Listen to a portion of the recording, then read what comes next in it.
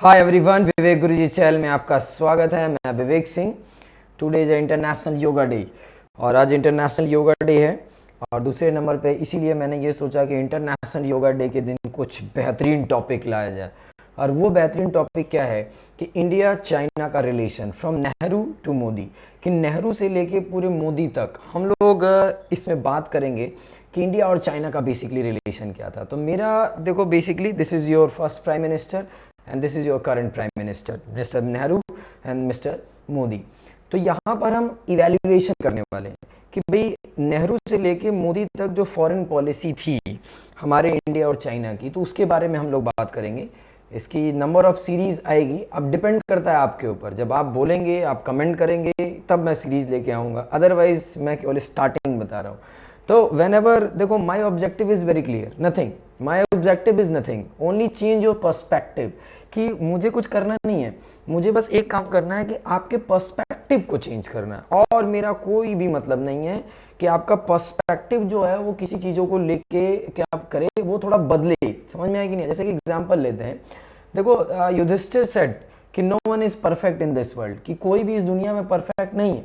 अगर हम एक एग्जाम्पल लेते हैं, देखो इस बंदे के अंदर भी कुछ ना कुछ मैरिड थी, कुछ ना कुछ डीमैरिड थी, इस बंदे के अंदर भी कुछ ना कुछ मैरिड थी है, और इस बंदे के अंदर कुछ ना कुछ डीमैरिड है। लेकिन बात क्या है कि हम इसका इवैल्यूएशन कर सकते हैं ना, हम इसका इवैल्यूएशन कर सकते हैं और कुछ नहीं कर सकते हैं। यही सोशल साइंस है, यही इसी को हम सोशल साइंस कहते हैं कि हम इवैल्यूएशन करें किसी चीज का। जैसे हम मुंह खोलते हैं तो मुंह खोलने से पहले भक से बोल देते हैं, तो बोलना नहीं है हमें, बोलने से पहले हमें किसी चीज का इवैल्यूएशन करना बहुत जरूरी है। तो हम इवैल्यूएशन करेंगे, और इवैल्यूएशन के लिए हिस्ट्री का नॉलेज जरूरी है, ठीक है ना, क्योंकि history is nothing, is story. देखो हिस्ट्री में जो वर्ड है लास्ट में क्या है, स्टोरी, स्टोरी विद मैसेज, ठीक है ना। History is a continuous dialogue between past and present, कि पास्ट और प्रेजेंट के बीच का ये कॉन्टिन्यूअस डायलॉग है। क्योंकि देखो मेरा ये पर्सपेक्टिव नहीं है कि मुझे आपको इतिहास पढ़ाना, लेकिन मेरा ये पर्सपेक्टिव है आपको ये बताना कि अगर आप इतिहास पढ़ते हैं ना, तो जो वर्तमान में हो रहा है, मुझे भी पता है आप भाई गूगल वाले हैं और आप फेसबुक वाले हैं, डेली न्यूज़ देख रहे हैं, डेली न्यूज़पेपर पढ़ रहे हैं, तो कुछ तो आप जानकारी रखते होंगे, उसमें कोई दो राय नहीं है। सभी लोग कुछ ना कुछ जानकारी रख रहे हैं कि इंडिया और चाइना के बीच में क्या टेंशन है। लेकिन जब हम पास्ट को जान जाते हैं ना, तो जो प्रेजेंट होता है ना, वो थोड़ा निखर के हमारे सामने आता है। थोड़ा उसका जो बेसिकली क्या बोलते हैं अप्रोच होता है ना बंदे का, वो बदल जाता है। इसीलिए I have to go in history, इसलिए मैं जो है हिस्ट्री में जा रहा हूँ। तो हिस्ट्री इज नथिंग। और मैंने आपसे एक बात बोली कि इवैल्यूएशन करना बहुत जरूरी है। देखो अकॉर्डिंग टू साइंस, कि साइंस क्या कहता है कि every human being have a two eyes, कि मेरे पास भी दो आंख है, तुम्हारे पास भी दो आंख है, but 95% people use only one eye, कि जो 95% है इस समाज में, वो केवल एक आंख ही यूज करता है, एक ही आंख से किसी चीज को देखता है। अरे कि मोदी गड़बड़ है, अरे नेहरू गड़बड़ है, अरे गांधी तो बहुत बहुत गड़बड़ है, वो जब था बुढ़ा था तो वो दो लड़कियों के कंधे पे अपना हाथ रख के चलता था। समझ में आई कि नहीं है? तो वो जो साइंस के हिसाब से तो हर ह्यूमन बीइंग के पास दो आंखें हैं, लेकिन 95% पीपल यूज ओनली वन आई, केवल एक ही आंख का इस्तेमाल करता है। 4% यूज टू आईज, और जो 4% होते हैं वो दो आंखों का इस्तेमाल करते हैं। समझ में आई कि नहीं? अच्छा, दो आंखों का इस्तेमाल कर रहे हैं, they are in parliament, they are in bureaucracy. अब अगर एस जयशंकर की बात करोगे, अगर अजीत डोंगवाल की बात करोगे, तो दे आर इन ब्यूरोक्रेसी। तो उनके पास दो आंखें हैं ना, वो दोनों पर्सपेक्टिव से किसी चीजों को क्या कर रहे हैं, देख रहे हैं। एंड 1% यूज थर्ड आई, तो वो तो भगवान ही है, क्या जिसको कहते हैं त्रिकाल, तो बेसिकली वो तो भगवान शिव शंकर है। तो हमारा कहना क्या है, आपको तीसरी आंख तो खोलनी नहीं है, वो जरूरत भी नहीं है खोलने की, आपको दो ही आंख खोलनी है। अब देखो बड़ी मजेदार बात बता रहा हूँ, मजेदार बात क्या है उसको सुन लो। मजेदार बात यह है कि you have to live with 95%, और तुम्हें जो है इन 95% वालों के साथ रहना है। समझ में आया? उसके लिए गांधी गधा है, उसके लिए सब गधे हैं। समझ में आया कि नहीं है? लेकिन मेरे कहने का मतलब क्या, evaluation, that's why I write here कि evaluation mean seeing the things from both perspective. That's why I said कि right evaluation can not done by every mind. कि इवैल्यूएशन, मूल्यांकन जो होता है ना, मूल्यांकन का मतलब होता है कि कि मूल्यांकन का बहुत बेसिक से मतलब होता है कि भाई आप किसी भी चीज को दो पर्सपेक्टिव से सोचिए। इसीलिए मैं कह रहा हूं कि हर दिमाग जो है वो मूल्यांकन नहीं कर सकता है। समझ में है कि नहीं है? क्योंकि 95% तो दिमाग केवल एक ही आंख का इस्तेमाल कर रहा है, 4% जो है वो दोनों आंख का इस्तेमाल कर रहा है। कोई कम्युनिस्ट विचारधारा से एकदम क्या है ओत प्रोत है, कोई आरएसएस से ओत प्रोत है, कोई कैपिटलिस्ट विचारधारा से ओत प्रोत है। इसीलिए जब आप पेपर देने जाते हैं तो आपके एग्जाम में आईएएस के पेपर में या असिस्टेंट कमांडेंट या जो भी सब्जेक्टिव पेपर होता है उसमें कोई भी जो चीज होती है जब आपसे पूछा जाता है तो लिखता है कि क्रिटिकली इवेल्युएट ये चीज कहता है डिस्कस कि भाई आप कितनी विचारधाराओं से ओतप्रोत हैं और उसमें आप किस विचारधारा से ओतप्रोत है, फिर आपका क्या अपना पर्सपेक्टिव है। तो कहने का मतलब क्या है कि don't be have like common man. थोड़ा लेक्चर लंबा चल सकता है, वो भी आपके डिमांड के ऊपर। व्हेन यू से, जब आप कहेंगे कि नहीं हाँ इसका दूसरा लेक्चर आना चाहिए तभी लेक्चर आएगा। तो देखो अब हम एक बात करते हैं, बहुत इंपॉर्टेंट बात करते हैं कि unique nature of India and China, कि इंडिया और चाइना के पहले यूनिक नेचर की बात करेंगे। पहले हम कुछ ऐसे क्या बोलते हैं पॉइंट को निकालेंगे, जो पॉइंट जो होगा जो इंडिया और चाइना में सिमिलरिटी को दिखाएगा। फिर इसके बाद हम मोदी से लेकर नेहरू से लेकर मोदी तक पूरे फॉरेन पॉलिसी की चर्चा करेंगे, क्योंकि ये बहुत ही ज्यादा हॉट टॉपिक है और इस हॉट टॉपिक पे बहस करना बहुत जरूरी है, ठीक है ना। स्टैंड ऑफ हुआ है, 2 बार स्टैंड ऑफ हो चुका, डोकलाम में हुआ, इसके बाद आपका लद्दाख में हो चुका। तो बीइंग अ सिटीजन हमको इसके, बीइंग अ स्टूडेंट हमें इस पे बहस करना चाहिए। समझ में आएगी नहीं, क्योंकि यही सोशल साइंस की जान है, सामाजिक विज्ञान की यही जान है, डिस्कशन। सामाजिक विज्ञान का मतलब ही है डिस्कशन, डिबेट एंड डिस्कशन। आपका अपना क्या विचार है उसको बोलिए आप। समझ में है कि नहीं है? तो कहने का मतलब what is the unique nature of the India and China. देखो both are the oldest civilisation of the world, इससे कोई डिनाई नहीं कर सकता, इसको कोई नहीं कह सकता कि नहीं। दुनिया में अगर हम बात करते हैं तो 2 सबसे पुरानी सभ्यताएं कौन है, इंडिया और चाइना, जिसमें पहले नंबर पे इंडिया आता है, बाद में दूसरे नंबर पे चाइना आता है। देखो अगर हम हड़प्पन सिविलाइजेशन की बात करते हैं तो हड़प्पन जो सिविलाइजेशन है वो मेसोपोटामिया और एंशिएंट इजिप्ट सिविलाइजेशन के ही कंटेंटरी रहा है, मतलब ये इसी के समकालीन रहा है। जो दुनिया का क्लेम किया जाता है कि सबसे पुरानी सभ्यता मेसोपोटामियन सभ्यता और एंशिएंट इजिप्ट सभ्यता है, तो उसी के कंटेम्पररी में जो है हड़प्पन सिविलाइजेशन है या इंडस वैली सिविलाइजेशन है। समझ में है कि नहीं है? तो अगर हम ये बात करते हैं तो दोनों ही दुनिया की सबसे ओल्डेस्ट सिविलाइजेशन है, इसमें कोई दो राय नहीं कह सकता है। पहले नंबर पे जो है वो इंडिया, दूसरे नंबर पे क्या है, चाइना। अब आप ये सोचेंगे कि भाई हम फॉरेन पॉलिसी में हिस्ट्री कहाँ घुसा रहे हैं, क्योंकि भाई हिस्ट्री इसीलिए घुसा रहे हैं क्योंकि इतिहास पढ़ोगे तभी वर्तमान की समग्रता को समझ पाओगे। आप वर्तमान की समग्रता या the holistic approach about present you never understand if you don't know the history. अगर आप हिस्ट्री नहीं जाते हैं तो आप प्रेजेंट के होलिस्टिक अप्रोच में कभी नहीं आ सकते हैं, ठीक है।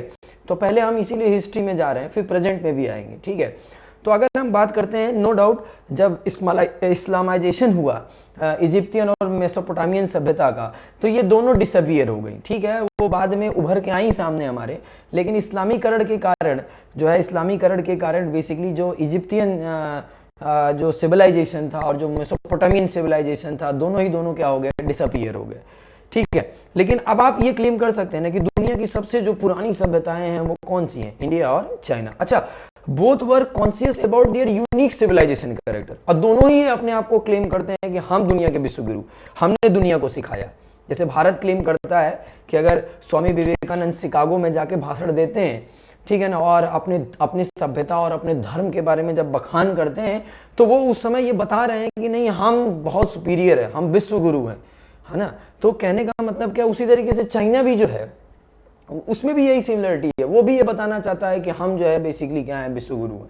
तो कहने का मतलब क्या है कि दोनों ही जो सिविलाइजेशन है, दोनों ही सिविलाइजेशन अपने आप को क्या बताना चाहते हैं कि भाई हम सुपीरियर हैं, हमारी सिविलाइजेशन दुनिया में सबसे बेहतरीन सिविलाइजेशन थी, है और रहेगी, ठीक है। तो ये दोनों के साथ एक प्रॉब्लम है, दोनों की मेरिट है, जो भी आप कहें इसमें। अच्छा, both were connected with trade, और दोनों ही किससे कनेक्ट हुए, ट्रेड से हुए और बुद्धिज्म से हुए। बुद्धिज्म मतलब 6th सेंचुरी बीसी, ठीक है। दोनों ही व्यापार और बुद्धिज्म से क्या हुए, कनेक्ट हुए। तो जब व्यापार की बात आएगी तो हम आएंगे सिल्क रोड पे, और फिर जब हम सिल्क रोड की बात करेंगे तो हम बीआरआई की भी बात करेंगे, जब हम बीआरआई की बात करेंगे तो हम प्रेजेंट में आ जाएंगे, ठीक है।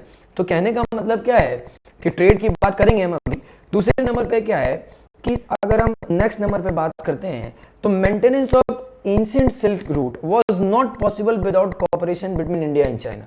तो जो ये पुरानी सभ्यता, जो ये दोनों सभ्यताएं हैं, ठीक है ना, जो ये व्यापार कर रहे हैं और जो ये क्या बोलते हैं धर्म से आपस में कनेक्टेड है, तो ये व्यापार नहीं कर सकते थे, ये सिल्क रूट पे कभी भी व्यापार नहीं कर सकते थे अगर ये दोनों आपस में कॉपरेट नहीं करते। समझ में आई कि नहीं? ये दोनों आपस में अगर कॉपरेट नहीं करते तो ये कभी व्यापार नहीं कर सकते। अगर आज चाइना इंडिया के साथ कॉपरेट करता, समझ में आई कि नहीं, अगर आज चाइना इंडिया के साथ कॉपरेट करता तो यूरोप और अमेरिका का एरोगेंस नहीं होता। आप ये बात लिख सकते हैं। समझ में आया कि नहीं? अब चाइना क्यों नहीं कर रहा है हम उसके ऊपर भी बहस करेंगे, उसके ऊपर भी डिबेट डिस्कशन करेंगे। ये हमारे कुछ अपने पॉइंट हैं जिन पॉइंट पे हम बहस कर सकते हैं। तो अगर maintenance of ancient silk route है, एंशिएंट सिल्क रूट जो व्यापार का बहुत बड़ा माध्यम है, समझ में कि नहीं, कभी कहा गया कि भाई जब इंपीरियलिज्म का जमाना आया, जब कॉलोनिज्म का जमाना आया, ठीक है ना, इंडिया में और चाइना में जब क्या बोलते हैं इंपीरियलिज्म और कॉलोनिज्म अपने पीक पे था, तो उसके पहले की अगर हम बात करते हैं 18वीं सेंचुरी की पहले की बात करते हैं, मतलब इंडस्ट्रियल रिवोल्यूशन होने के पहले की अगर हम बात करते हैं, तो बताया जाता था कि दुनिया की जो सबसे ज्यादा जीडीपी थी वो केवल चाइना और इंडिया में ही थी, 50 एंड अबव परसेंटेज। तो हम उसके ऊपर भी बहस करेंगे, आएंगे। अगर आप चाहेंगे तभी हम आएंगे, अगर आप नहीं चाहेंगे तो हम नहीं आएंगे। अगर आप ये चाहते हैं कि आप इंडिया चाइना के फॉरेन पॉलिसी और इंडिया चाइना के रिलेशन को समझना चाहते हैं तो यू विल डिमांड इट, तब मैं वीडियो बनाऊंगा तो बताऊंगा, फिर उसको कनेक्ट करूंगा। क्योंकि देखो हिस्ट्री एक ऐसा सब्जेक्ट है जो प्रेजेंट को कनेक्ट बहुत जल्दी करता है, इसीलिए मैंने कहा कि नहीं, history is a continuous dialogue between past and present, और विदाउट पास्ट आप प्रेजेंट के होलिस्टिक अप्रोच में उसकी समग्रता में कभी नहीं पहुंच सकते। तो अगर आप प्रेजेंट की समग्रता में पहुंचना चाहते हैं तो पास्ट को जानना बहुत जरूरी है, और वही हम नहीं कर रहे हैं। हम तो केवल बस फेसबुक पे लिख रहे हैं, उसी से हम जान रहे हैं, तो ऐसे नहीं चलता है, ठीक है, तो हमेशा याद रखिए। तो अगर हम बात करते हैं सिल्क रूट की, ठीक है, व्यापार का यही एक माध्यम था। कभी ये भूखे नंगे थे, जो ये यूरोप है ना, इनके पास कुछ नहीं था, समझ में, आज यूरोप है, पहले इनके पास कुछ नहीं था, ये यहीं से मसाला लेते थे, यहीं से इंडोनेशिया और साउथ इंडिया से, और यहीं से कपड़ा भी लेते थे, ये यही रास्ता था, यहीं से ये सारा जो सामान है जो वो यूरोप की तरफ क्या करता था, पहुंचता था। तो हम उतना अंदर नहीं घुसेंगे, यूरोपियन एम्पायर और क्या इस्लामाइजेशन और इसके अंदर नहीं जाएंगे, उतना टाइम नहीं है। फिर भी आपको एक रूट देते हैं, एक जनरल चीज बताते हैं, और यही आज ये जो सिल्क रूट है, ये सिल्क रूट अभी मैं बताऊंगा कि ये सिल्क रूट का जनरेशन क्यों हुआ था, और ये भी बताऊंगा कि क्यों वेस्ट जो है वो ईस्ट से कनेक्ट हुआ था। अभी इसी लेक्चर में बताऊंगा कि why west connected to the east. एक मनोज कुमार की पिक्चर भी थी, पूरब और पश्चिम, कि क्यों जो है वेस्ट जो है ईस्ट से कनेक्ट हुआ। तो this one is the oldest route of the trade, दुनिया का सबसे ओल्डेस्ट रूट है, और ये जो रूट है ये कभी भी सक्सेसफुल नहीं होता अगर इंडिया और चाइना कोऑपरेट नहीं करते, जो आज से एंशिएंट टाइम में उन्होंने किया, इसीलिए किया, और जब किया तो वो दुनिया की क्या बोलते हैं जो है सबसे बड़ी अर्थव्यवस्था थी, 50% से ज्यादा कि जो है वो जीडीपी पूरी दुनिया में शेयर करते थे। उस जमाने में जीडीपी का कॉन्सेप्ट नहीं था, लेकिन 50% से ज्यादा का जीडीपी वो शेयर करते थे। कैसे करते थे हम उसकी बात करेंगे। अच्छा, this is what your BRI, जो चाइना का बेल्ट रोड इनिशिएटिव है, मैं उसकी बात कर रहा हूँ। ये तो ट्रेडिशनल मार्क है, जैसे आप मैरीटाइम सिल्क रूट की बात करेंगे, जो समुद्री रास्ता है, तो आप ये समुद्री रास्ता देख रहे हैं, ये मलक्का ट्रेंच से होते हुए, फिर ये आपका इंडियन ओशियन से होते हुए, अरे फिर इसके बाद अफ्रीका से होते हुए, फिर इसके बाद मेडिटेरियन सी से होते हुए ये यूरोप और सीधे रशिया को कनेक्ट करता है। This is what basically maritime silk route. ये मैरीटाइम सिल्क रूट है जो बहुत सबसे पुराना है। उसके पहले जो था, जो लैंड से कनेक्टेड हुए रूट था, उसका नाम क्या है, देखो ये यही है सिल्क रूट, ये है आपका सिल्क रूट जो यूरोप और रशिया को कनेक्ट करता है। और ये जो बवाल है, जिस बवाल के बारे में हम बात कर रहे हैं, CPEC, China Pakistan economic corridor, China Pakistan economic corridor, तो ये आपको कभी नहीं समझ में आएगा। मैप क्यों हम दिखा रहे हैं, क्योंकि मैप से अंडरस्टैंडिंग बनती है। मैप दिखाने का सिंपल सा मतलब है कि ताकि आपकी अंडरस्टैंडिंग डेवलप हो कि एक्चुअली में मैटर क्या है। इसके ऊपर भी मैंने और भी सारी वीडियो बनाई है। तो एक्चुअली में हमें समझना ज्यादा है, मैं हर वीडियो में चिल्ला रहा हूं, समझना ज्यादा है। क्यों समझना ज्यादा है, क्योंकि हम 95% में नहीं है भाई, हम 4% में है। हमें पता है कि अगर मैं टिकटॉक के ऊपर अगर वीडियो बना देता तो कम से कम मेरा व्यू जो है वो 1000 और 10,000 पहुंच जाता, लेकिन इस पे नहीं जाएगा। उसका रीजन है क्योंकि इसको वही देख रहा है जो 4% में है, जिसको 4% में जाना है, समझ में है कि नहीं है? तो बात समझो, अगर हम बात करते हैं तो हम इस पे भी आएंगे, इस पे भी आएंगे, और ये भी बताएंगे कि why west connected to east, कि जो पश्चिम है वो पूरब से क्यों कनेक्ट हुआ, what is the basic reason behind that. तो अगर हम बात करते हैं, फिर बीआरआई पे भी आएंगे, प्रेजेंट में भी आएंगे। ये देखो ना, दोनों को कनेक्ट करो। जैसे ये जो मैप है आपका, जो ये मैप जा रहा है, ये मैप जा रहा है, तो यही तो ये मैप है, बस इसका थोड़ा सा परफॉर्मा जो है प्रोफार्मा चेंज हो गया। समझ में आया कि नहीं आया? उस जमाने में भी ट्रेड के लिए वॉर हुई, उस जमाने में चाइना और जो है इंडिया कॉपरेट किए, इसलिए वर्ल्ड की टॉप क्लास की इकॉनमी रही। ये वेस्ट को बर्दाश्त नहीं हुआ। मैं बताऊंगा किसने ये कहा था। पीटर द ग्रेट, रशियन एक था, रशियन जो है यात्री था, उसने लिखा था कि सारा जो क्या बोलते हैं सोना है ना, इस सिल्क के चक्कर में और इस मसाले के चक्कर में पूरब की तरफ जा रहा है, और पूरब जो है बहुत ऊपर जा रहा है। इसको अगर हमने खत्म नहीं किया तो फिर वेस्ट में कुछ बचेगा नहीं। और तब वेस्ट आना शुरू हुआ, किधर की तरफ? ईस्ट की तरफ। और जब वेस्ट जब ईस्ट की तरफ आया तो लूट ले गया आपको। जब वो लूट ले गया तो आपके पास कुछ नहीं रहा, तो अब हम लड़ रहे हैं। समझ में आया कि नहीं? क्या the root cause of everything is economy. Root cause of everything is ये रुपया एंड डॉलर आज के जमाने में। अभी बात करते हैं तो कनेक्ट करते हैं। सबसे पहले हिस्ट्री में पहुंचते हैं। हमको क्या लगता है कल्चर का मतलब क्या होता है? What do you mean by culture? हम हमेशा कल्चर को रिलीजन से जोड़ देते हैं। नहीं, कभी भी कल्चर को गलती मत करना, कि कभी भूले गलती मत करना। समझ में आया? कभी गलती से भी कल्चर को रिलीजन से मत जोड़ना। कल्चर बेस्ड ऑन ज्योग्राफी, हमेशा याद रखना। Geography plays an important role in determining the culture of the region. हमेशा ये बात याद रखना कि जो ज्योग्राफी होती है ना, वो किसी भी देश के, किसी भी देश के, किसी भी रीजन के कल्चर को बताती है। See the culture of India. हम कहते हैं ना कि इंडिया का कल्चर जो है वो डाइवर्सिफाइड है, क्योंकि ज्योग्राफी डाइवर्सिफाइड है। कहीं पहाड़ है, कहीं प्लेन है, कहीं समुंदर है, तो हर जगह का कल्चर अलग है। जहां समुंदर है वहां इडली डोसा खा रहे हैं, जहां ज्यादा पहाड़ है वहां रोगन जोश का मीट खा रहे हैं, जहां ज्यादा ठंडी पड़ रही है वहां रोगन जोश का मीट खा रहे हैं। ठीक है ना? वहां पर रोगन जोश का मीट खा रहे हैं। कश्मीर में पंडित भी मीट खाता है। कश्मीर में पंडित मीट क्यों खाता है? ठंडी ज्यादा पड़ती है।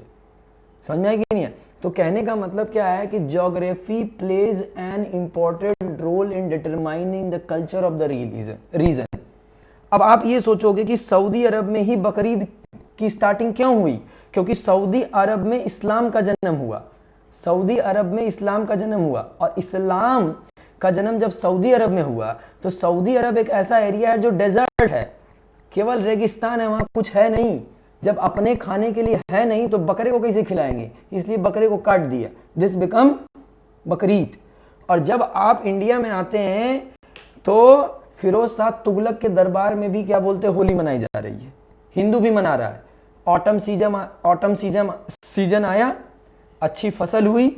जब अच्छी फसल हुई तो मुसलमान भी जो है क्या बोलते हैं, वो हिंदू के ऊपर रंग फेंक रहा है, और हिंदू जो है मुसलमान के ऊपर रंग फेंक रहा है। समझ में आया कि नहीं है? तो culture is always based on geography. हमेशा ये बात याद रखना, कल्चर को रिलीजन से कभी मत जोड़ना। सोशल साइंस में तुम जोड़ सकते हो जबरदस्ती, वो बात अलग है, लेकिन हमेशा याद रखना इट्स माई पर्सनल ओपिनियन, या मैंने जिनसे पढ़ा है, जो भी फेमस हिस्टोरियन रहे हैं इस देश के, लाइक अवध ओझा, ब्रज किशोर शर्मा, ठीक है ना, तो इस तरीके के लोगों से जिससे हमने पढ़ा है, तो उन्होंने हमको बताया कि जो कल्चर होता है वो हमेशा ज्योग्राफी पे बेस्ड होता है। कल्चर कभी रिलीजन पे बेस्ड नहीं होता है। आज भले से आपने उसको रूप दे दिया, वो बात याद है। और डाइवर्सिटी जो होती है ना, diversity due to geography, diversity due to geography, जो सब मैंने पहले बताया, unity is due to economic interdependence. Why there is a unity between India and China, कि इंडिया और चाइना के बीच में ये यूनिटी क्यों थी, और क्यों इंडस्ट्रियल रिवॉल्यूशन के पहले जो भारत और चाइना की जो इकोनॉमी थी वो पूरी दुनिया की जीडीपी में 50% से ज्यादा का जो है हिस्सेदारी रखती थी? क्योंकि इन दोनों की आपस में इकोनॉमिक इंटरडिपेंडेंस था। जब इन दोनों का आपस में इकोनॉमिक इंटरडिपेंडेंस था, किस बात के लिए? ट्रेड के लिए। ट्रेड के लिए इन दोनों का आपस में क्या था? इकोनॉमिक इंटरडिपेंडेंस था, पैसे की बात थी। समझ में आया कि नहीं आया? इसलिए उनकी यूनिटी थी। आज पैसे की बात नहीं है, आज भी पैसे की बात है, लेकिन अब वो दूसरा रूप लेते जा रही है। अब इस पे आप विचार करिए, समझ में आएगी नहीं? तो जब कभी भी हम ये बात करेंगे कि जो इकोनॉमी है, इकोनॉमी पैसा, इकोनॉमिक जो इंटरडिपेंडेंस होता है वो यूनिटी को क्या करता है, डेवलप करता है। जैसे कहते हैं ना कि India is a diversified and United country. तो वाई इट इज यूनाइटेड? क्यों आप देखते हैं कि यहाँ हिंदू, मुसलमान, सिख, बौद्ध, जैन, क्रिश्चियनिटी, हर तरीके के लोग रहते हैं? क्योंकि हर लोगों का आपस में क्या है, कनेक्शन है। और वो कनेक्शन बेसिकली किससे है, इकोनॉमी से है। समझ में आया कि नहीं है? तो हमेशा याद रखना, economic interdependence is equal to unity, और geography is equal to diversity, और ज्योग्राफी बेस्ड और ज्योग्राफी के आधार पे क्या होता है, कल्चर होता है। तो ये मैं क्यों बता रहा हूं, ताकि आप इस फॉरेन पॉलिसी को समझ सको। क्योंकि मैं बताऊंगा कि जब कल्चर अलग होना शुरू हुआ तो वो कैसे टूटना शुरू हुए, तब मैं कनेक्ट करूंगा। और वही mister Jawaharlal Nehru is fascinated about China, या उन्होंने क्या गलती की, उसकी भी बात करूंगा। अब आगे बात करते हैं। देखो, वर्ल्ड हिस्ट्री की जब भी हम बात करते हैं तो world history is divided into two part, ठीक है, pre modern world and modern world. अब मैं एक ही एग्जांपल ले रहा हूं, यहां पे मैं 5 एग्जांपल ले सकता हूं। मैं पॉलिटी का भी एग्जांपल ले सकता हूं, सोसाइटी का भी एग्जांपल ले सकता हूं, इकोनॉमी का भी एग्जांपल ले सकता हूं। समझ में आया कि नहीं? हर चीज का एग्जांपल ले सकता हूं, लेकिन मैं एक ही ले रहा हूं ताकि आप ये बोलो तो कि आगे भी सर पढ़ाइए, आगे भी बताइए। क्योंकि जब पढ़ाई एक ऐसी चीज है, जब आपके अंदर इच्छा होगी तब मैं पढ़ाऊंगा। ऐसा थोड़ी नहीं कि मैं आपको पढ़ाऊंगा और आप पढ़ते रहेंगे। हम बहुत स्ट्रेट फॉरवर्ड आदमी हैं। हम नॉलेज तभी देंगे जब आप हमसे लेना चाहेंगे। हम नॉलेज नहीं देंगे तब तक जब तक आप हमसे लेना नहीं चाहेंगे, ठीक है? तो whenever we talk about world history, जब कभी भी हम वर्ल्ड हिस्ट्री की बात करते हैं तो world history is classified into 2 part, और उसमें सबसे पहला पार्ट है pre modern world and modern world. अब प्री मॉडर्न वर्ल्ड से मॉडर्न वर्ल्ड चेंज हुआ। अब जैसे मैं प्री मॉडर्न वर्ल्ड की बात करूं, religion is constitution eight that time. जो धर्म था वही संविधान था। बाइबल, गीता, कुरान, यही धर्म था, क्योंकि it is written by God, it is not अपौरुषे। ये अपौरुषे नहीं था, it is not written by human being. उसमें जो लिखा है वो भगवान ने लिखा है, और वो जो भगवान है उसने लिखा है, और उसका जो रिप्रेजेंटेटिव है वो राजा है, और उसके हिसाब से सारा सिस्टम क्या करेगा, चलेगा। तो at that time religion is constitution, but today constitution is religion. अगर आप ये कहते हैं कि पहले के लोग अच्छे थे, कोई अच्छा नहीं था समाज में। कोई पहले के लोग अच्छा, जैसे कहते हैं ना कि लोग पहले के लोग बहुत अच्छे थे, ऐसा नहीं है। इंसान और अच्छा कभी होता ही नहीं है। समझ में आएगी नहीं है? तो मेरे कहने का मतलब क्या है, whenever we talk about the world history is classified into 2 part, pre modern world and modern world. तो whenever we talk about the pre modern world, तो at that time religion is constitution. Bible, Gita, Quran is constitution, it is written by God, not written by human being. But today constitution is religion. अगर आप एक example लेते हैं कि अगर आप कहते हैं पहले के लोग अच्छे थे, तो अगर पहले लड़की से शादी कर लेती तो क्या होता, समाज मार देता, धर्म मार देता। और आज लड़की से शादी कर सकती है, LGBT, lesbian, gay, bisexual, transgender, because constitution gives you authority. It's a man made constitution. The country who first time written man-made constitution is United States of America, is now a superpower of the world. China भी बनना चाहता है। नेहरू ने क्या गलती की, वो तभी आप समझ सकते हैं जब आप इन बिंदुओं को समझेंगे। Both are oldest civilisation of the world, both were conscious about their unique civilisation character, both were contact with the trade and Buddhism. Maintenance of Asian silk route was not possible without the cooperation between India and China. तो अब हम ये बताने वाले हैं आपको कि मैंने एक पॉलिटी में भी ले सकता हूं, पॉलिटी में भी एग्जांपल ले सकता हूं, सोसाइटी में भी ले सकता हूं, इकोनॉमी में ले सकता हूं। जैसे इकोनॉमी में अगर आप बात करते हैं तो इकोनॉमी में पहले बार्टर सिस्टम था, आज क्या है, currency system, token system, token currency. तो ये आप देख रहे हैं कि आज करेंसी, पहले बार्टर सिस्टम, पहले धर्म, संविधान, आज देख रहे हैं संविधान, धर्म। तो ये चेंज क्यों हुआ, वाई? क्योंकि जब तक आप ये चेंज नहीं समझेंगे, जब तक आप कल्चर नहीं समझेंगे, जब तक आप यूनिटी, इंटीग्रिटी, ये सब वर्ड का मतलब नहीं समझेंगे, तो then how you understand and how you correlate the foreign policy of the India and China? Never, it is impossible. Facebook के किसी के बात लिखने से आप नहीं समझ सकते हैं, तो समझो। फिर मैं आऊंगा अभी, तो देखो यहां पे एक लाइन लिखी है, the reason for the change, again I said change, परिवर्तन होके रहेगा, आप उसको रोक नहीं सकते हैं। मौसम की तरह बदल तो जाओगी नहीं ना, ये परिवर्तन है, ठीक है ना। The reason for the change in pre modern world and modern world in history is depend upon the relation between west and east. क्योंकि जब वेस्ट जो है यहां से सारा पैसा यहां दे रहा है तो ये ऊपर जा रहे हैं, तो इसको लगा कि ये पैसा वहां क्यों जा रहा है, तो ये यहां पर आना शुरू हुआ, इंपेरियलिज्म कॉलोनिज्म का जमाना आया। तो ये जो चेंज है, ये चेंज क्यों है? वेस्ट और ईस्ट के कनेक्शन से। Europe in pre modern world was not in situation to survive without east.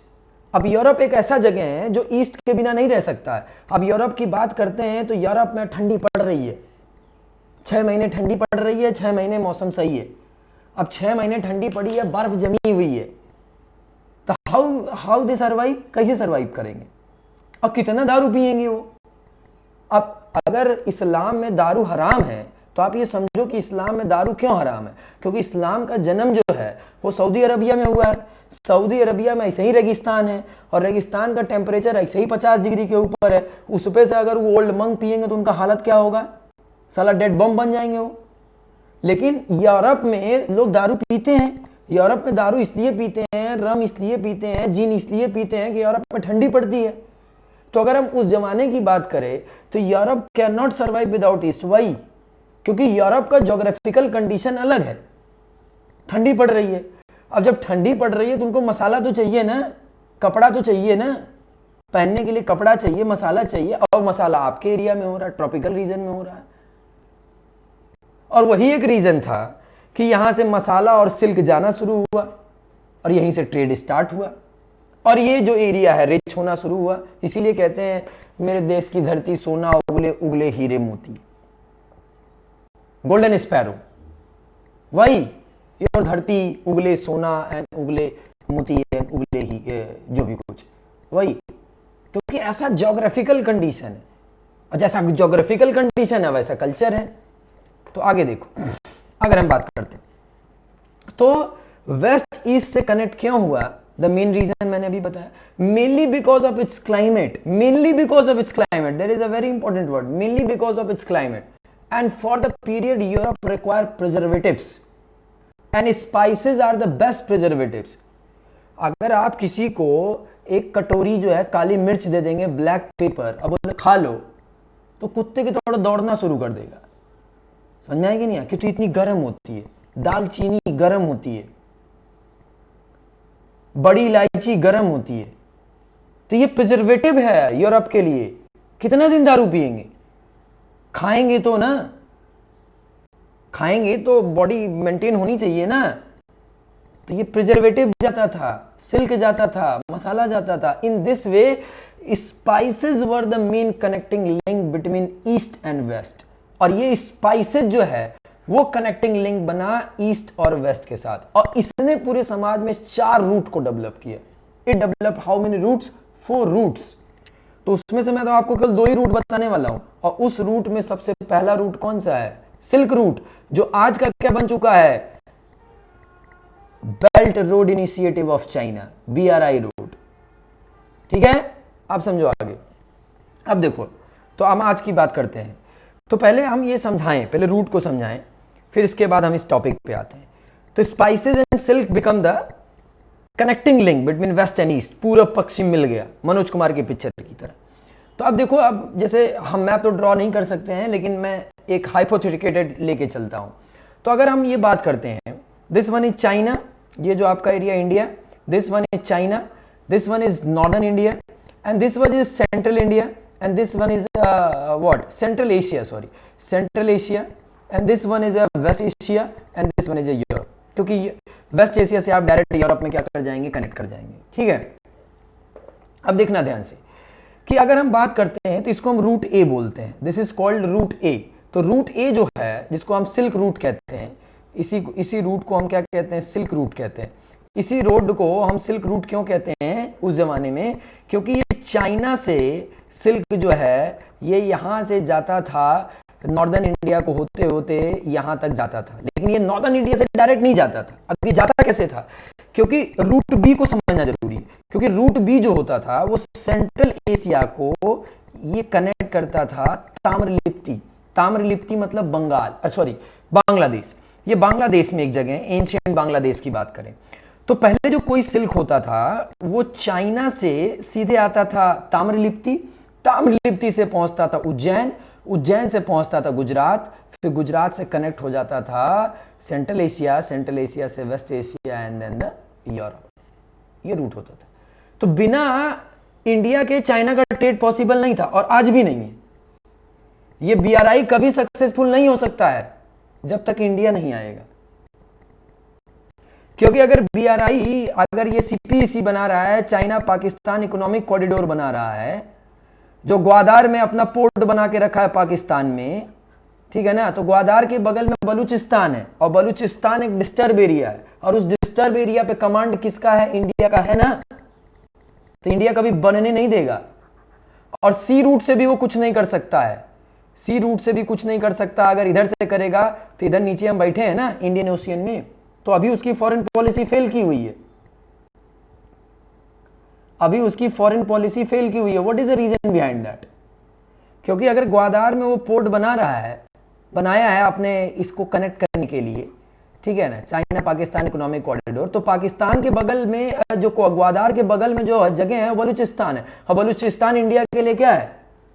एक डिस्टर्ब एरिया है। तो वहां पे तो अब देखो, मैं ये बात जो है बोल रहा हूं, पब्लिकली नहीं बोलना चाहिए मुझे, समझे, पब्लिकली नहीं बोलना चाहिए, समझ में आया कि नहीं?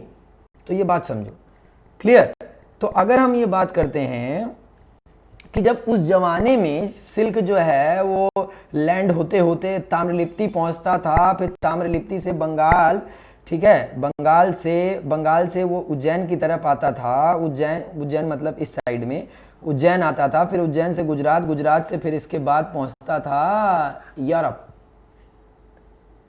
तो अब उस जमाने में अगर जब क्या बोलते हैं सिल्क रूट सक्सेसफुल नहीं हो पाता जब तक कि इंडिया और चाइना कोऑपरेट नहीं करते, तो इस जमाने में बीआरआई कैसे बन जाएगा? अब ये भी एक इंपॉर्टेंट फैक्ट बताते हैं। अभी इसके बाद रूट सी भी है और रूट डी भी है, उसके ऊपर हम चर्चा बाद में करेंगे। रूट सी और रूट डी की बाद में बात करेंगे। इसको हम नॉर्दर्न पथ बोलते थे, उत्तरापथ, क्या हिंदी में बोलते, Uttarapath, northern path, this is called route B, इसको हम रूट बी बोलते थे, जो ताम्रलिप्ति से बंगाल, बंगाल से फिर इसके बाद क्योंकि बांग्लादेश, बांग्लादेश से बंगाल, बंगाल से उज्जैन, उज्जैन से फिर गुजरात, फिर गुजरात से खटाक से सेंट्रल एशिया, सऊदी अरेबिया और ये सब एरिया, इसके बाद खटाक से यूरोप में पहुंच जाता था। ठीक है, तो कहने का मतलब क्या है? मतलब ये कि अगर आप ये देखें तो इस एरिया से यहां, फिर यहां, फिर यहां से यहां, यहां से यहां, ऐसे करके यूरोप एंट्री करता था, ये रूट। तो मेरे कहने का बहुत सिंपल सा मतलब है, जब उस जमाने में नहीं हो पाया तो आज के जमाने में कैसे होगा भाई? फेसबुक पे लिखने से पहले समझो तो पहले ये क्या है, और हमने इसको ग्रीन क्यों किया है? Why it is green and why it is red? अब आप सेंट्रल एशिया की बात करोगे, अफगानिस्तान की बात करोगे, ईरान की बात करोगे, साला रेगिस्तान है, पठार है, टफ फाइटर पैदा हो रहे हैं, चंगेज खान तो पता नहीं कौन कौन, नंगा अफीम खा के तलवार लेके दौड़ रहे हैं सब, समझ में आया कि नहीं? क्योंकि वो एरिया ऐसा है। अब अगर आप उस एरिया में रहेंगे तो उस तरीके से आप ढलेंगे। और ये जो एरिया है ग्रीन है, आज आप देखते हैं ना अपने घरों में भी क्या करते हैं, एक पॉट बनाते हैं, उस पॉट में पानी रख देते हैं, पानी रख देते कि चिड़िया आएगी, पीगी, चली जाएगी। हम शुरू से सॉफ्ट पावर रहे हैं। रीजन क्या है? हमारे यहाँ इतना खाने पीने के लिए होता है कि हमें किसी झगड़ा करने की जरूरत ही नहीं है, समझ आया कि नहीं?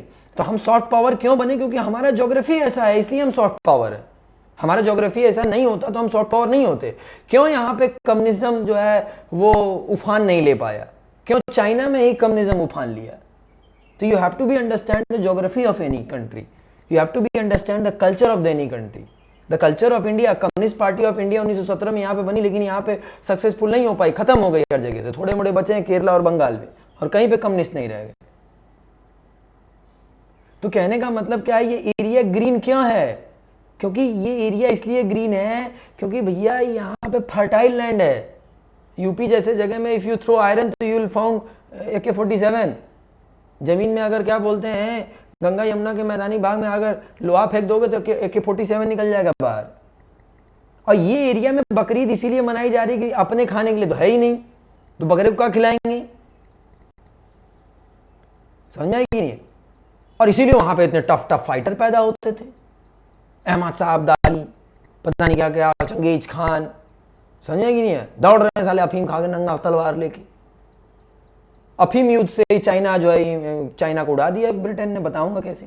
तो कहने का मतलब क्या है कि you have to be understand the philosophy, you have to be understand the history and then the correlate the present.